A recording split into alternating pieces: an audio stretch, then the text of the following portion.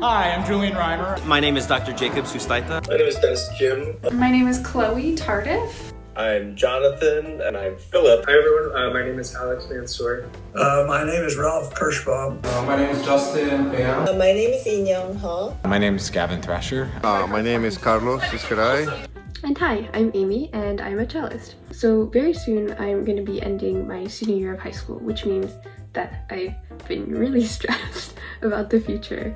And kind of under that mountain of stress, there was a lot of curiosity about what it's like working in the classical music industry. So I thought it'd be really interesting to interview a lot of working musicians just to see the realities of the jobs. So I really hope that you guys learn something or at least enjoy it. Thank you. The key to making it is to be very aggressive with yourself and discipline. I mean, I've listened to now hundreds and hundreds of auditions. I mean, the people that win them are the ones who are very diligent. You are pushing yourself to your max. I mean, I worked very hard. I practiced quite diligently, and it never felt like work to me. It was always something that, if I was in my 5th hour of practicing, I wasn't thinking to myself, oh, I wish I was doing 5 other things. As you make more effort, you have your own standard. I mean, which is good. You have to have a good standard, high standard about your performance. But sometimes it is, overwhelming, and you feel burned out because of the amount of work, the amount of music that you have to go through.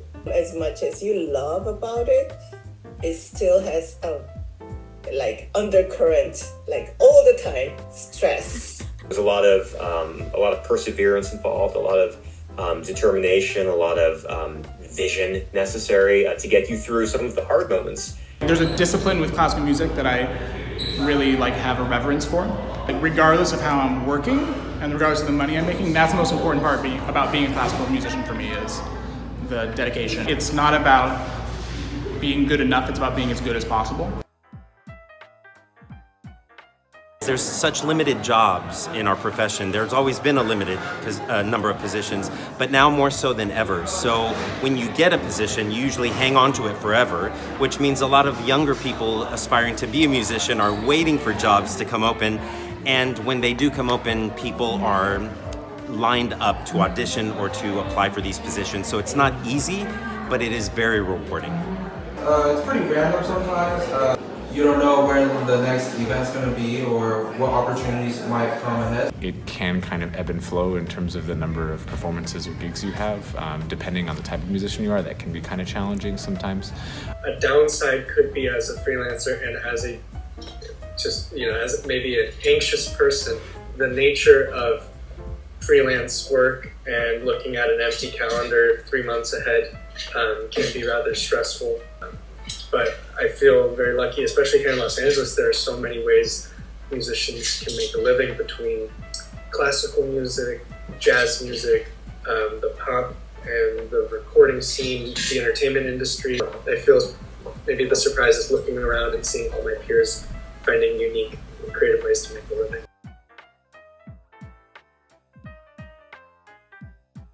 Again, it's a very competitive path, but at the same time, it's a very fair one for those who really work hard, I think. If your main goal is to make money, maybe music is not the path, but I don't think just making money should be anyone's main goal. So, well, that's just my personal opinion.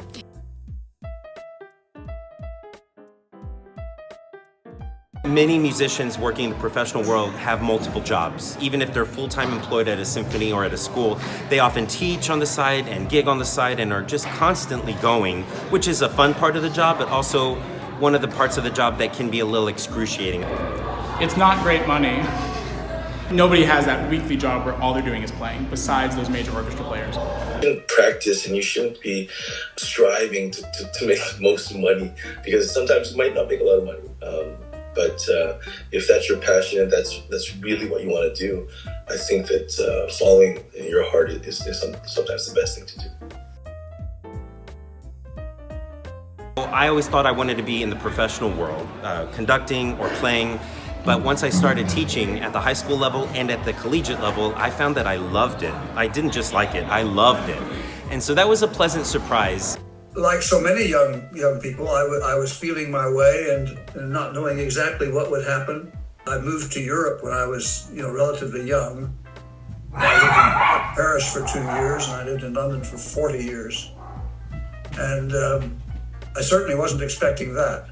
I was quite flexible and open to new experiences and new challenges. Those things that were unexpected, like living abroad for such a long period of time, were things that brought enormous satisfaction. But both Philip and I were literally classical musicians through college. We went to Juilliard. That's as classical as it really gets. And we were there playing the standard repertoire, doing that day in and day out, and in many ways thinking that that was going to be our lives. There's this chance happening when both of us met, and we were ready for that. Like, we literally met and we had a jam. So we had an improv jam where we literally just started making stuff up. And that jam went through many different kinds of musical worlds, everything from classical, but then to world music, to, rock and roll, to pop, and all these different genres. And I think when both Philip and I heard that sound, a light bulb went off. And we were like, oh my God, this is so unique. This is so different. And that's when we decided to, start doing Archive and seeing where that led us. And 5+ years later, that's literally what we do full time now. And we're both, I think, incredibly grateful for that. My goal was always to be as good as humanly possible on my instrument, so I would get asked to play music. Right. Nobody does that. I make most of my money teaching, which was not my plan at all. I did not want to be a teacher. I ended up loving it. It's very exhausting, but I ended up loving it a lot.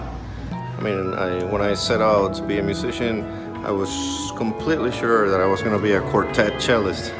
Little by little, as I was learning conducting, and I wasn't even planning on it, later it sort of evolved into a thing. Many people, even who've been very successful performers, many of them end up quite often the administrators and the people who are, running the Grammys and whatnot, this kind of whatever. You want them to be people who know and who have lived it. I have friends who are very, very talented, but they have an administration job where they work, 30 to 40 hours a week, and then they put together their string quartets, they put together their wind quintets, they take their weekend gigs. They're on sublist for orchestra, but it's so much more not playing than playing, which was not what I wanted. But I put up with all the other stuff so I have the opportunity to be a good player. And I think a lot of music administrators, like for arts organizations, probably feel the same way. It wasn't what they were planning, but it's in the realm. So you're exercising, socializing with musicians and using your technical knowledge about music to problem solve and all those things. It's not playing, but it uses those skills still. I feel a little bit like an athlete where, I get to just play for a living, which is amazing. Instead of going to a 9-to-5 job, sitting at a desk, I get to perform Beethoven and Brahms and Mahler. In some ways, sometimes going to work doesn't feel like going to work. Some things that are common in every orchestra, I guess, is that you have to come prepared. You have to practice your own part. The rehearsal time is very limited, so a lot of the rehearsal is done by yourself, practicing. And then when you get to the rehearsal, you're basically there to learn other people's parts and to get the ideas of the conductor. You rehearse 2-3 days, and then you have 3-4 days of concerts. So to have that kind of stamina also is important. Colleagues that I get to work with are very wonderful people, very heartfelt musicians. I feel like there's a real pressure to just get out and win a big audition as soon as you're done with school. And it just is not realistic. And it's, with the lack of funding and the extent to which orchestras are really struggling to finance themselves, and sell tickets. Ticket revenue is down. It's hard to find the funding to even hold auditions, because auditions themselves are very expensive for an orchestra to hold. So, and then maybe there's one spot, maybe there's 4 spots, but how many people are auditioning? Luckily, I had some success early on in my career with auditions. And I know that's not always the case. I know lots of excellent players who don't win their first, second audition, but their 10th or their 20th. There's a lot of different kinds of advice I could give about how to get ready for an audition. Play for friends, play for peers, play for each other.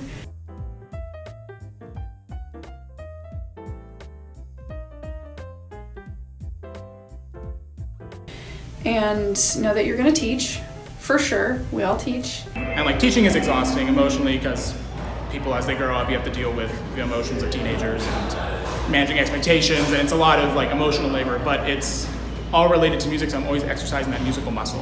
I ended up loving it. It's very exhausting, but I ended up loving it a lot. It is such a joy to watch them grow too. And I learned so much from my own students and the musicians I work with. The endeavors and then efforts and all the discipline. I do feel very fulfilled getting to know, especially the students. And to me, what I find really inspiring, especially when I'm working on live performances, is the connection it creates. That's what really brought me into especially choral music. The connection that happens both in the rehearsal room and then with an audience when you perform, when you're performing and singing and making music with other people, and then the way it connects to an audience, especially with a group of people on stage, where you never know what any individual audience member is going to get from your performance. And that's part of what the magic is. When you have a number of people on stage and a number of people in the audience, you never know who's looking at who or what message is going to come across from which singer or which performer. And I think that's where the magic is that communication that music helps create, that is beyond what we necessarily could do just talking, and it kind of builds bridges in that. That's what I find very moving about it and powerful. Everyone in between. We have audiences from third graders all the way to 99-year-olds, and so getting to connect with people all around the world and of all different backgrounds, there's nothing like it. We might have just been coming from a really long, hard day of meetings and kind of business-related things, emails, making revisions of songs that we're working on, right? Who knows what the day could have been. But then when you show up and you're performing and you're on stage, you're there not for yourself, but you're there for the audience. I used to get so nervous, and I still get nervous for when I perform. And it's about channeling that energy so that you can show up for your audience and so that you can let go. And a big way that I do that is by just thinking about how grateful I am. It's what other profession is there out there where people will literally pay money, show up to a spot, and literally be silent or cheer you on and be there totally focused on you. There are really not many things in life like that. It's an incredible privilege. It is a really surreal experience, and I think that's what I love the most. A lot of times when I work with the students, and I sometimes watch their performance myself, and it always stunned me that it's a transformation. It's a different personality that comes out. It's a totally different person from, day-to-day base, in our conversation and things. But, this person on the stage is somebody else. And, the way they create music and the way they communicate with the audience is just something else. It is not an everyday event. I talk to myself always. Before I go on a big performance or auditions or competitions. This is something that I love the most and something that I can do the best at. So what else I can do? I'll just love what I can do the best. Yeah. Now I find it to be really fantastic and enjoyable way I spend my time, and a very helpful way to make a living.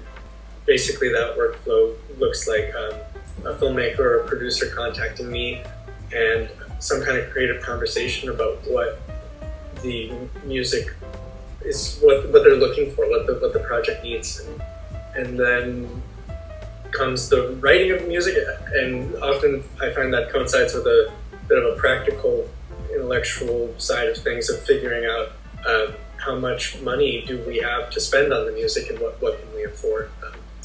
And the kind of the economics of it has been an interesting learning curve, and directly is in touch with the creative and that balance back and forth of what can we afford to do very well, and hopefully not letting that number influence your imagination at all. I do love to do this, to call friends, and people can record remotely all over the world now, which is kind of exciting. That we have like this international database and network of musician collaborators. You kind of gotta brag about yourself to get noticed. I am kind of a dinosaur. Not a dinosaur in that I'm old, but a dinosaur in that I'm, I guess a Luddite might be a better term for it. Just not as enthusiastic about the technology that is required of modern day, of contemporary musician career. I think some creators hold music in higher regard than others, and that I could imagine the lower tier of productions that are just using music to cover space, that might be a great economic opportunity for them, which will eliminate jobs for composers that make a living from that music for sure. For projects I think that do value music as a really integral creative contributor to the project, I think there's a social and interpersonal element of conversations between the composer and the director and the producer, and kind of kicking ideas around, and almost the human element of that discourse and workshopping an idea of trying things. I think that I hope that will maintain. Ideally, your collaborators are coming to you because they appreciate your intuitive output and want you to sound like you. I don't know that it will affect my own practice in terms of how I fill my day, being addicted to writing music and working. So I think it'll be something to be aware of for sure. I bet there will be ways to use it as a composer to save time, maybe for efficiency. So I could imagine an AI tool where you kind of describe with prose, as I'm doing now, what you're looking for, and it maybe creates that sound for you, and then you can use it as an instrument. You could also imagine it saving time maybe with orchestration, which is not to diminish the art of orchestration, but perhaps if you could teach it your common habits, say for textures that you use again and again. But if you taught it that, maybe you could hit a button and it does so instead of you manually doing that every time. I've never heard like a cello performance come from AI. It seems like what I've heard right now is mostly rhythm or percussion or electronic sounds, and I'm sure, like you said, it will learn really quickly. But I know in terms of samples, when we use virtual instruments to what we would call demo or mock up a score, those instruments have gotten quite good. And I think for a while, especially in the 90s and early 2000s, people were really afraid that would replace recording entirely. That would replace musicians. And I think maybe to some extent that is true, but that there's still a ton of recording happening, and we still can hear the difference between that fake stuff and the real things. There are quite interesting paths out there. Charles Ives, the great composer that everybody knows about, was also one of the pioneers of the American insurance companies, the insurance business. Yeah, oh yeah, that's how he made his money. Some other composers in the past were chemists with the composing on the side. So remember that our own craft is so sort of methodic and disciplined, are very applicable and transferable to other skills too. So I've seen colleagues who've later go into medical research, and they kind of tie it with the music part, Some of them have even stockbrokers that I know. Some of the most fun stockbrokers, if there are such things, have been musicians. Times are changing. It's 2024, so it's not just if I go into music, I'll be in an orchestra or I'll have to teach. I know people making a living on YouTube, and there's so many different venues now and different paths. So if this is something you love, have an open mind and try to create your own path. Caring is another thing, and I mean that in a very broad sense. Of course, caring for the music that we play, but caring for the colleagues that you make music with, and caring for the audience. I mean, in every sense, trying to make it a positive experience for them. So caring is very important, and compassion. And I mean compassion in the sense of sensitivity to those around us. And I think if one follows those basic tenets, one will make a positive impact in the musical world. It takes a lot more to be a good musician than just practicing. It takes a lot of practice. But you do need to be a multifaceted, critical thinking human being to make your music really well and to speak to people, Yeah. Work will find you, assuming you're not a piece of garbage and terrible to work.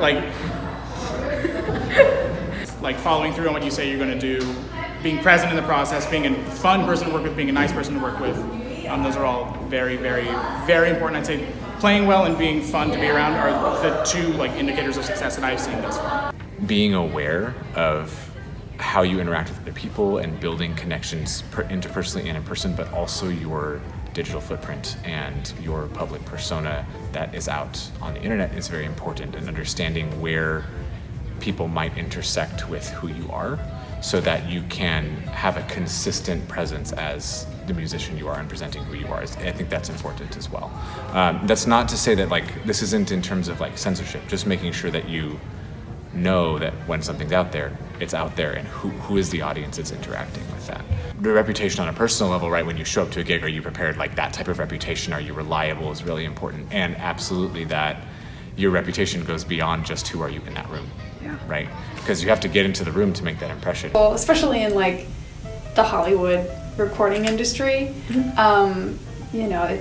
can feel very high stakes in terms of who you know, who you talk to, their impression of you, if you'll get called back again. So you just have to be nice to everybody.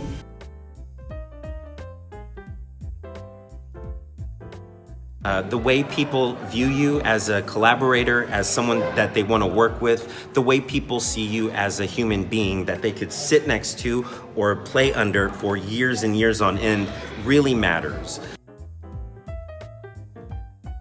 There's so many good things though. There's so many good things. Getting to play new music or getting to play pieces you've always loved and you finally get to play it and it is so fulfilling. Getting to play with friends, getting to know people that really care. The best thing about my life is I get to do what I love and meet a lot of people, connect with like-minded people that love music, like to help people and share a passion for the arts. So it's not easy, but it is very rewarding.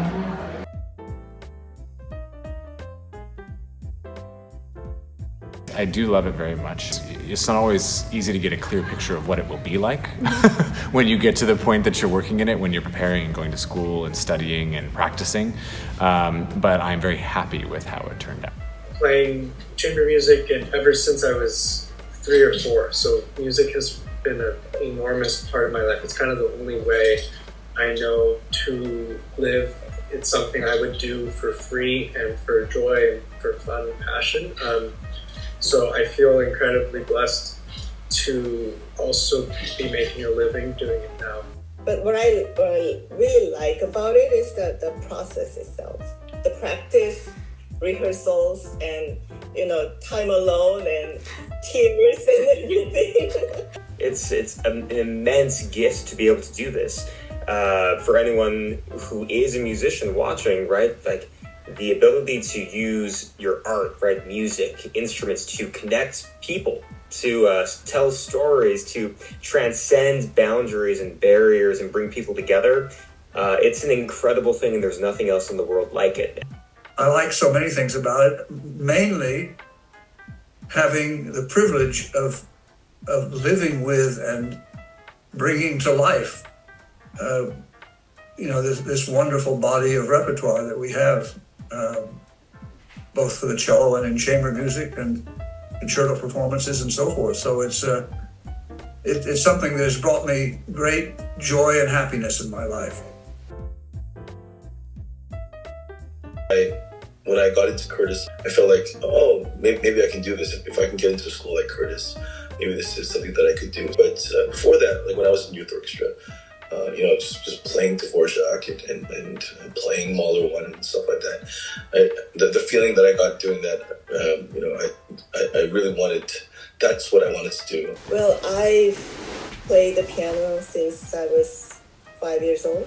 So starting from middle school, I've been in the music school all my life. And, it says that I love music so much. And I like being productive.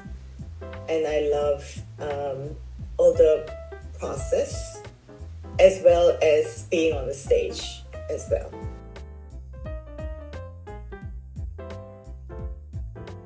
I knew it myself, I suppose, when I entered a competition at the age of 13 and played with the Dallas Symphony. And that kind of cemented this excitement and love of music. And so I would say from that stage, from the age of 13, I knew that music was going to be my life's calling. Music chooses you. So if you really love music and that's your passion, I think that you should follow your heart, no matter what your parents say or what society says. You have to really believe in what you're doing and care about it a lot. You shouldn't go into music if you like it. If you kind of want to do it, you should absolutely only go into music if it is everything that you are, if it is completely your passion. That still doesn't mean that you have to be a musician, but I would say you only become a musician because you have to, not because you want to. Love music. Love music. That's a prerequisite for having a happy life as a musician. One doesn't know exactly the path that's going to take shape as you go through your life as a musician. And but if you're loving making music, then you can really have self-satisfaction to a very high degree. Sometimes situations arise and you find yourself going in a particular direction. And again, I feel if you really love music, you love making music, then you'll make the most of those situations and feel fulfilled at the end of your life. Well, to follow your instincts, I would say. I had a situation when I was at the stage of going to college where I had to choose, interestingly enough, between coming here to Los Angeles to study with Gregor Piatigorsky at USC or going to Yale University where I was studying with Aldo Pariso. And although I had met Piatigorsky and he was an idol of mine, I really felt that I wanted the broader university education that Yale provided, and at the same time having a very intense experience developing my skills as a cellist and a musician. So I chose that path, and well, in the end, I would say it worked out for me. It was fortunately I'm able to say that. You have to be good at your instrument to be in the industry in any form. Even if you want to be a copyist, even if you want to be an arranger, even if you want to be a conductor or a composer, there is respect earned by being a good musician, and there's an understanding of the industry earned by playing well.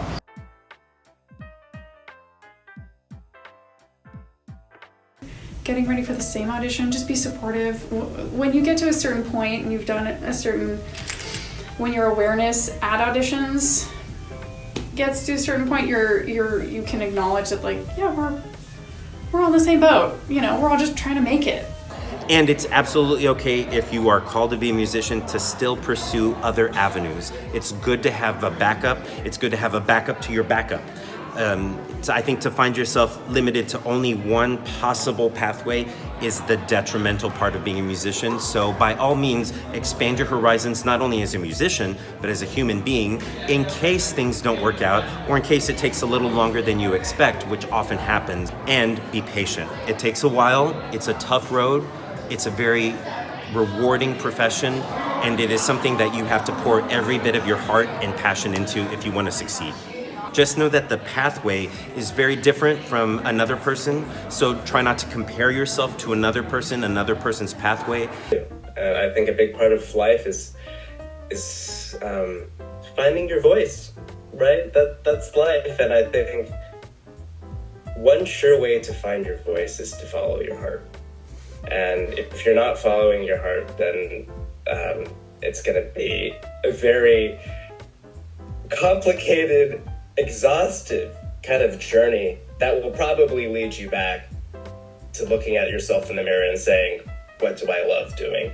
Taking the time to effectively practice your craft, right? And knowing the difference between checking a box practice and effective, mindful, productive practice sessions, right? Those are two very different things. How am I approaching this passage, making sure I do it completely correct from the beginning, and structuring the practice so that I know how I'm getting from start to performance ready? That type of intentional practice is really important. And I think sometimes that the difference between focused and productive and intentional practice and just making sure you practice a lot gets lost. Don't be afraid to fail. You're gonna fail. And it's kind of what music is about. Like, you have to practice. That's what practice is. You're failing a lot.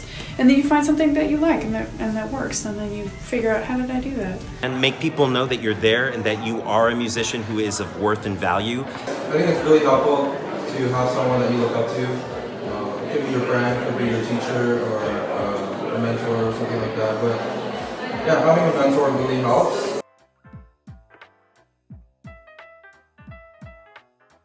I always talk about, this is my gospel, the gig triangle. It's a gig triangle. A good gig has two of the three, and the three things are good pay, good music, good hang. Good hang. Good hang. Ah. Like, you want to hang out with other people. So if it's good music and it's good hang, who cares what you're getting paid? If it's good music and it's good pay, who cares who you're hanging out with? And if it's good pay and good hang, who cares what you're playing?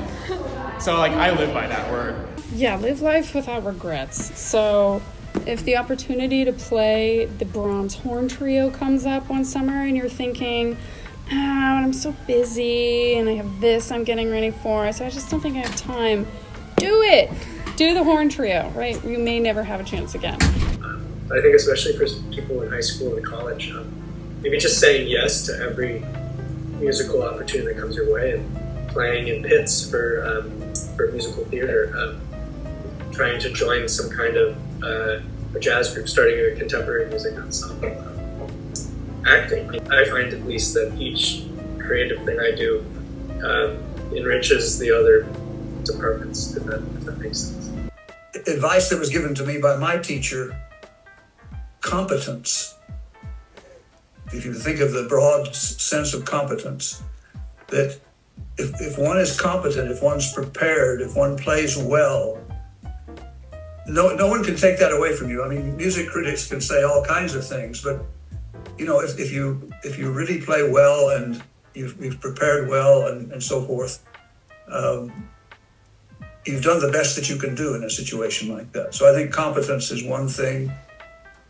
You know, music is such high form of art, and I would like the young musicians feel fortunate to be able to contact this big body of great work of art, and just be proud of themselves to be able to communicate with old masters and with the other musicians as well.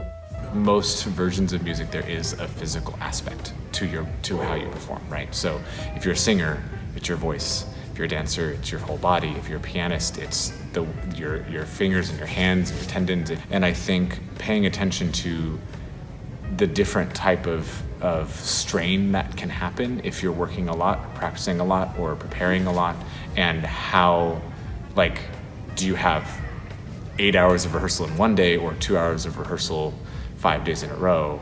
Two very different things. But I think it's something we don't always think about because we're so focused on making the music and what needs to happen to get the performance ready that sometimes we don't think about, like, taking care of our bodies and ourselves in that way as well. You can set out and achieve whatever you put your heart to, whatever you put your mind to, even if people tell you no.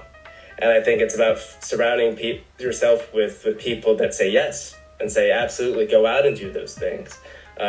Because again, the world needs more people that are following their hearts and like creating awesome new things that other people get inspired by.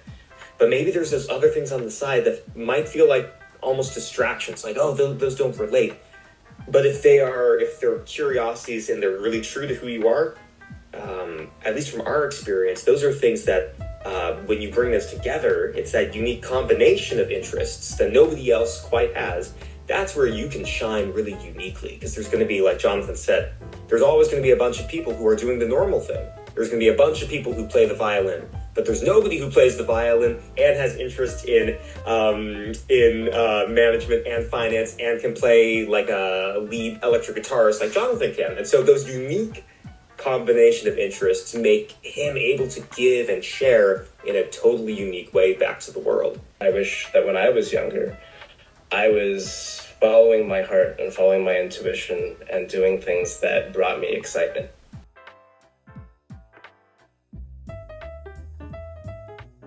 Personally, I find it fulfilling to explore a variety of disciplines in your own practice. I think practically it is helpful to have a variety of services that you can offer between playing, writing, the ability to improvise or to play by ear, being able to play something back if someone sings it to you, or to listen to a song with chord changes and being able to come up with some ideas just on top of it by ear, and I think that's a really helpful tool.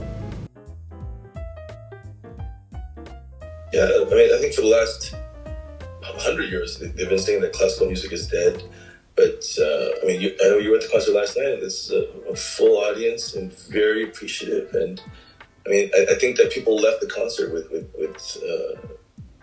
incredible feeling and inspiration. I feel like there will always be a need for live classical music. Also, during the pandemic, something we learned is that, everyone's an essential worker. During that time, people were starved for classical music. So I think that the future of classical music is bright. It can be very easy to fall into the mindset of there's one way to do this, there's one game to be played, there's one zero-sum game to be played. So if someone else is winning, that means I'm losing, and vice versa. And I think that that's just a self-defeating way to live life. Rather, I think we're taking the path of we're creating our own path. We are creating a new way. We are generating value. We are it's a non-zero-sum game. What we are doing, we aren't competing really with anyone else because we're creating our own path. And I think that that's a much more generative and optimistic approach to life in general. You know yourself better than anybody. If you know that deep inside you are a musician, by all means you should become one, and it will all work out, I promise. Hi, thank you all so much for watching. This was a project that I was really excited to make, and I had a lot of fun making it, and I just cared about it a lot. So I really hope that you guys got something from it. And if you are an aspiring musician, you got this. We're all in this together. And feel free to reach out to me if you ever want to talk about stuff. Thank you.